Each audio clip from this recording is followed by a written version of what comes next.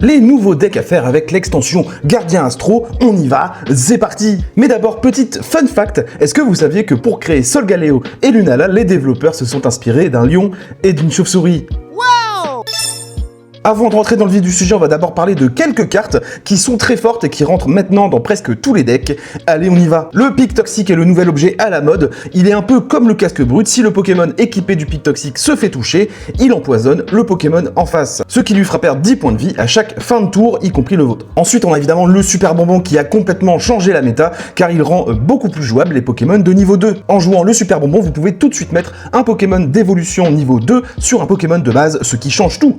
Et enfin, une des stars de cette extension, la dénommée Lily, qui permet de soigner de 60, c'est énorme, un Pokémon justement de niveau 2. Et on y va pour les decks. Attention, je n'ai pas choisi ces decks au hasard, ce sont 4 decks qui ont perfé en tournoi. Et le premier deck, je l'avais call, c'est avec le nouveau Félinferno X. Donc Félinferno, Pokémon feu de niveau 2 avec 180 PV. Pour une énergie, il attaque de 30 et brûle son adversaire. Et pour 3 énergies, il tape de 80 plus 60 si le Pokémon en face a déjà subi des dégâts. C'est plutôt solide. Et comme vous le voyez dans cette decklist, il n'est pas tout seul, il est même le personnage secondaire, car le Pokémon principal de ce deck, ce sera le Dracofeu X, deuxième du nom. Passons maintenant au deuxième deck avec Solgaleo X, qui est clairement le meilleur des deux duos légendaires de cette édition.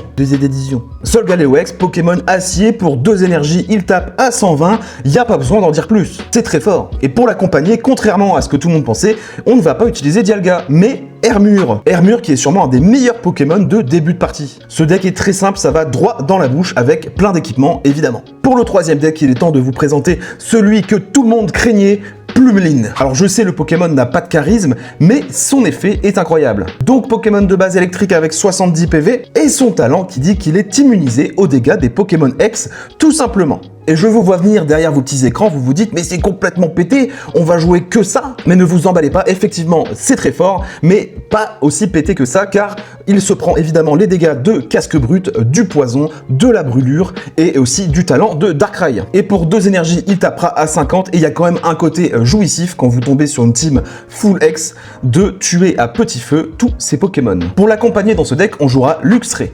Et j'avoue, ça semble bizarre que ce deck fonctionne, mais il fonctionne.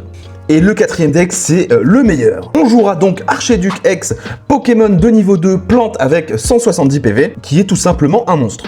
Pour 2 énergies normales, il tapera à 100 n'importe quel Pokémon de votre adversaire qui a déjà subi des dégâts, c'est énormissime. Pour l'accompagner, on aura aussi l'excellent Floramantis. Donc Floramantis, pour une énergie, rends-toi tu comptes, il tape de 20 tout le monde. Voilà.